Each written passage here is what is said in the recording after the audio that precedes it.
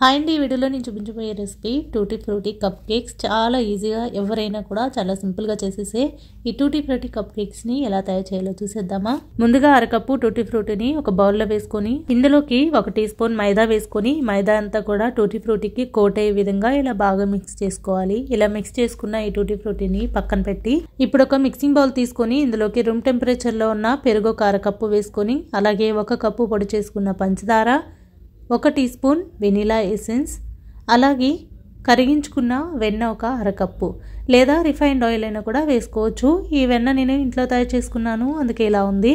మనం ఇంట్లో తయారు చేసుకున్న వెన్న కూడా వేసుకోవచ్చు. ఇప్పుడు మనం వేసుకున్నటివన్నీ కూడా మిక్స్ అయ్యే విధంగా ఇలా కలుపుకోవాలి.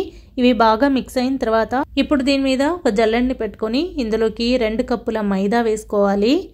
అయితే మీరు దీన్ని విడిగా జల్లించుకొని కూడా వేసుకోవచ్చు, ఇలాగే డైరెక్ట్గా వేసుకోవాలని ఏం లేదు. ఇప్పుడు ఇందులోకి 1 టేబుల్ స్పూన్ బేకింగ్ పౌడర్ అలాగే 1 టీ స్పూన్ బేకింగ్ సోడా వేసుకొని ఇదంతా కూడా ఇలా జల్లెడ పట్టుకోవాలి.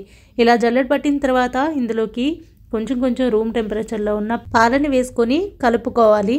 నీళ్ళైనా కూడా వేసుకోవచ్చు, కానీ పాలైతే రుచి చాలా బాగుంటుంది. మీరు నీళ్ళు కానీ వేసుకొని మిక్స్ చేసేటట్లయితే ఇందులో 2 టేబుల్ స్పూన్ల పాల పొడిని వేసుకోండి. రుచి అయితే మనకి అలాగే ఉంటుంది పాలు వేసినట్టు.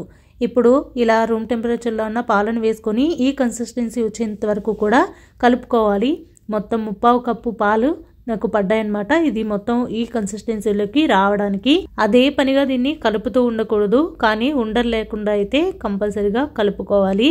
ఈ కన్సిస్టెన్సీ వచ్చిన తర్వాత ఈ బ్యాటర్ని ఇలా ఈజీగా మనకి పేపర్ కప్స్ దొరుకుతాయి చాలా తక్కువ రేటుకి, లేదంటే మీ దగ్గర సిలికాన్ మౌల్డ్స్ ఉన్నా కూడా వాటిని యూజ్ చేసుకోవచ్చు. పేపర్ కప్స్కి అయితే ఇలా కొంచెం నూనెని అప్లై చేసుకోవాలి.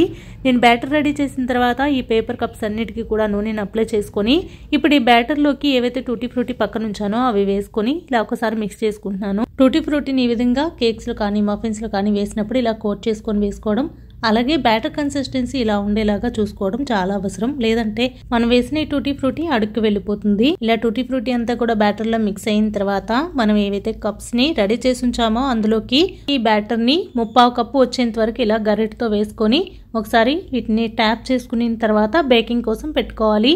బేకింగ్ కోసం నేను ఓవెన్ వాడుతున్నాను. మీరు కావాలనుకుంటే స్టవ్ మీద అయినా సరే మనం కేక్ ఎలా బేక్ చేస్తామో సేమ్ అదే ప్రాసెస్లో వీటిని కూడా బేక్ చేసుకోవచ్చు. కాకపోతే కేక్కి కొంచెం ఎక్కువ సమయం పడుతుంది, ఇవి కొంచెం తొందరగానే అయిపోతాయి.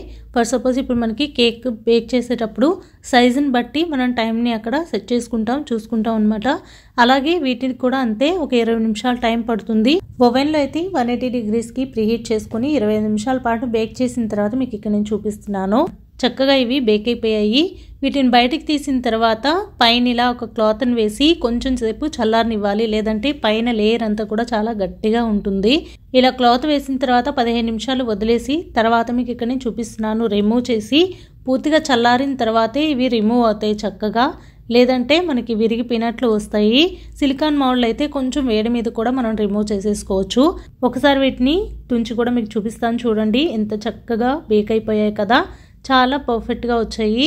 ఇంతేనండి, టూటీ ఫ్రూటీ కప్ కేక్స్ చాలా ఈజీగా అయిపోయాయి కదా. మీరు కూడా తప్పకుండా ట్రై చేయండి. మీరు ట్రై చేసి మీకు ఎలా అనిపించిందో కమెంట్ చేయండి. అలాగే ఈ వీడియోకి సంబంధించి ఏమైనా డౌట్స్ ఉంటే తప్పకుండా అడగండి. మళ్ళీ మరో వీడియోతో కలుస్తాను. అంతవరకు నమస్తే. Thank you for watching.